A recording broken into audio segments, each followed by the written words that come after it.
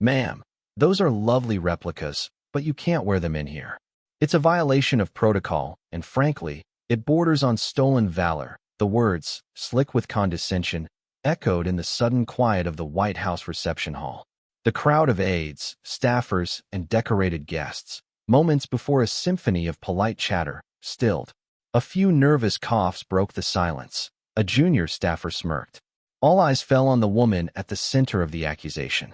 She was perhaps 60, with silver threaded through her dark hair, pulled back in a simple, unadorned bun. Her dress was a modest navy blue, stark against the glittering uniforms and designer suits that filled the room. In her hands, she held a small, open velvet box, where a row of medals, the Distinguished Service Cross, a silver star, multiple bronze stars with V devices, rested on worn satin. She did not flinch. She did not argue. Her gaze remained steady, fixed on the man who had appointed himself her judge, Director Evans, a man whose tailored suit was sharper than his judgment, his face a mask of smug certainty. He saw an old woman, a civilian, trying to borrow a glory she had not earned. He saw a prop.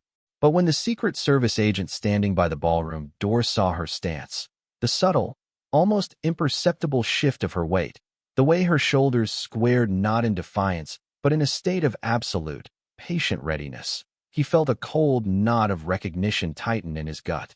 He had seen that posture before, in places he was not allowed to talk about. If you believe that true honor is measured not in words but in scars, not in boasts but in sacrifice, type respect below. Director Evans pressed his advantage, his voice rising to carry across the now-rapt audience. Do you understand what I'm saying? These honors, he gestured dismissively at the box, represent the absolute pinnacle of service. They are earned with blood, with sacrifice beyond comprehension. They are not costume jewelry for a federal reception. We have actual heroes in this room, ma'am. To impersonate one is the highest form of disrespect. He was performing, using this unassuming woman as a foil to broadcast his own supposed reverence for military tradition.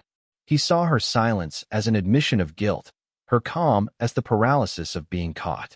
The onlookers, caught in the undertow of his authority, shifted uncomfortably. They saw what he wanted them to see, a confusing, slightly embarrassing situation. But the woman's hands, the ones holding the velvet box, told a different story. They were steady, the knuckles slightly swollen with age, the fingers long and graceful, yet possessing a visible, tensile strength. With a quiet, methodical precision, she closed the lid. The soft click was the only sound she made. It was not the sound of defeat. It was the sound of a professional securing their equipment. Her focus was absolute, her composure a deep, still ocean beneath the storm of Evans's rhetoric. She was not in his world of insults and social posturing. She was somewhere else, a place of discipline and purpose, waiting for a signal only she seemed to understand. Her silence was not empty. It was heavy with the weight of a life he could not possibly comprehend. The moment stretched, thick with tension, until it was shattered by a choked gasp from the far side of the room. A foreign dignitary, a frail, elderly ambassador, had collapsed. His security detail, large and imposing, froze for a critical second, their training geared for external threats, not internal failures. Aides shrieked. Panic, a venomous contagion, began to spread through the crowd. People backed away, creating a chaotic, helpless circle around the fallen man. Director Evans barked orders, his voice shrill and ineffective, calling for a doctor, for security to clear the room. But through the pandemonium, one figure moved with an unnerving, deliberate calm. The woman in the navy blue dress was already kneeling beside the ambassador. Her movements were an exhibition of pure economy, each one practiced and precise. She did not rush. She did not hesitate.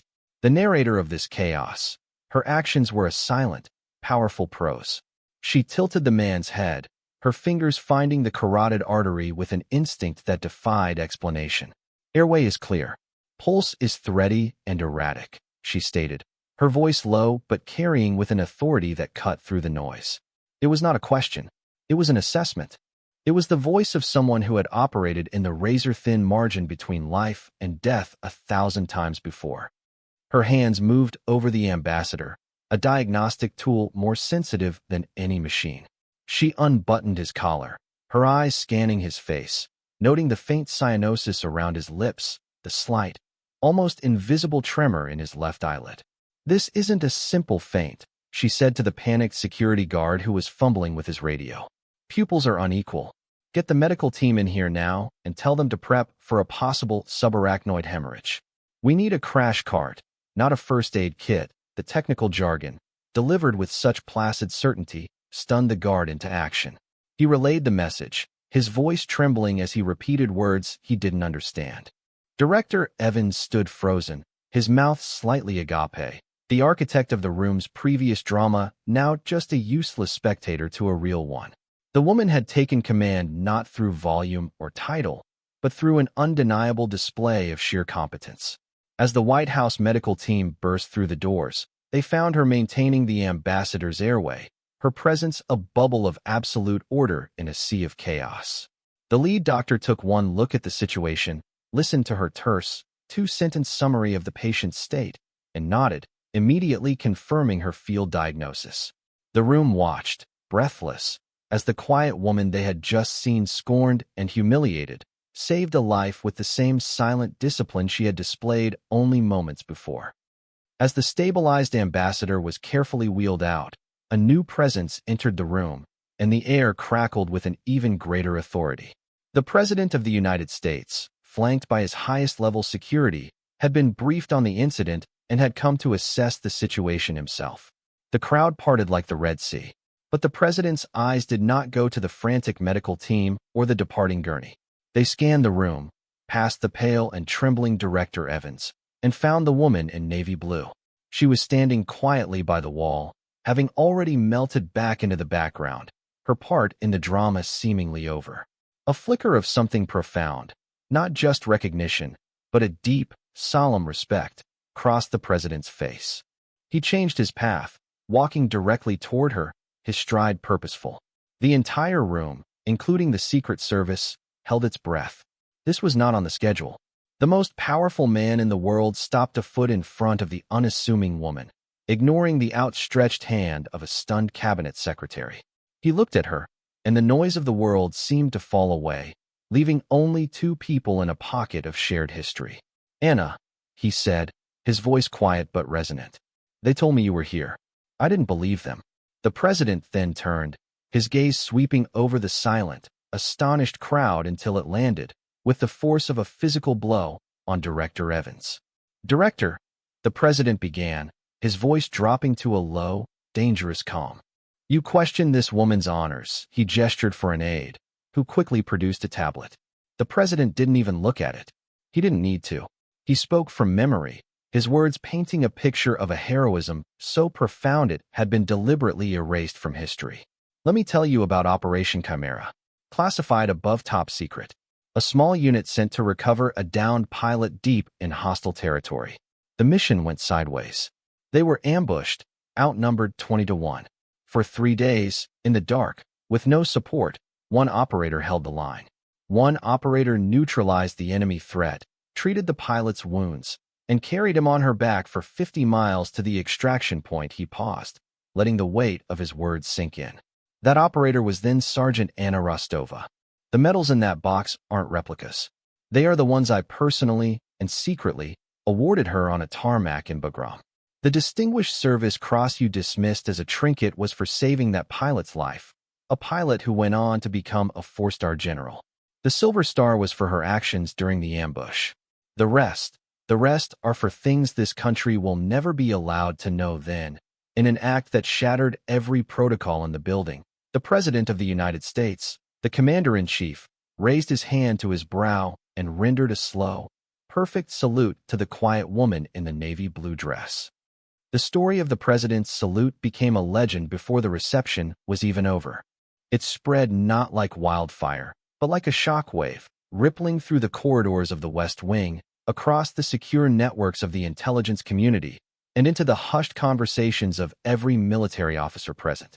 The official story of Operation Chimera, declassified in part by executive order that very evening, appeared on internal government servers. Anna Rostova was no longer an anonymous woman in a plain dress. She was a ghost made flesh, a testament to a level of service few could imagine. The media, catching wind of the unprecedented public display, clamored for details. But Anna remained who she had always been. She granted no interviews. She posed for no cameras. She attended the ceremony she had originally been invited to, where she was now the guest of honor, and accepted the accolades with a quiet, humble nod. Her worth had never been in question for her. The world was simply catching up. True competence needs no audience. It performs its duty whether the lights are on or off. Its reward is not applause, but the simple, profound knowledge that the job was done right. The most profound change, however, occurred in Director Evans. The next day, he sought Anna out. He found her in the White House library, reading a book, once again blending seamlessly into her surroundings. There was no arrogance left in him, no trace of the smug bureaucrat from the day before. His entire worldview, built on a foundation of superficiality and assumption, had been demolished. He stood before her, his posture stooped, his face etched with a humility that was painful to witness. He didn't offer a rambling, self-serving apology. He simply said, his voice thick with emotion, "Ma'am, I was wrong. There are no words. Thank you. Thank you for your service." Anna looked up from her book, her gaze holding no malice, no triumph, only a quiet understanding. She gave him a single, accepting nod. In that moment of silent transaction, a lesson was passed. Respect wasn't something to be policed, it was something to be learned. Later, someone would take a photo of the velvet box containing her medals, now displayed with honor at the ceremony. That photo was pinned to the central bulletin board at the State Department, with a simple, handwritten caption beneath it. Assumptions are a liability. Competence is silent. Months later, Director Evans stood before a new class of Foreign Service officers. He was a different man, his presentations no longer about the minutiae of protocol, but about the soul of public service.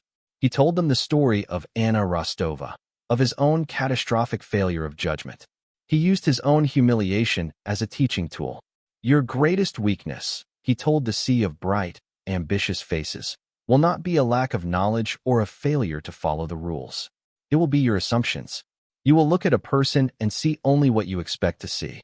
You will judge by the suit, by the title, by the accent. But the person who holds the key, the person who has seen and done things you can only dream of, might be the quietest one in the room. The story of the President's salute became institutional folklore, a required lesson for anyone entering a position of public trust. It was a powerful, living reminder that true strength often wears the camouflage of humility, and that the most important histories are the ones that are never spoken aloud. Anna's legacy was not etched in stone or memorialized in a grand statue. It was something far more potent. It was woven into the very culture of the institution she had inadvertently corrected. Her quiet competence, her silent dignity in the face of public scorn, had done more to shape the character of a generation of leaders than 1,000 policy directives. She taught them that a person's value is not in the story they tell about themselves, but in the undeniable evidence of their actions. She proved that respect is a debt owed to character, not to credentials, and that the most profound authority comes not from a title, but from a life lived in service to something greater than oneself. True legacy is not what you leave behind in a display case. It is the standard that continues forward in the hearts of those you inspire, a silent, unwavering commitment to excellence that needs no validation, no applause, and no recognition. It simply is. For more stories where quiet competence triumphs over loud assumption and where silent service defines their worth, subscribe to Unknown Heroine Stories.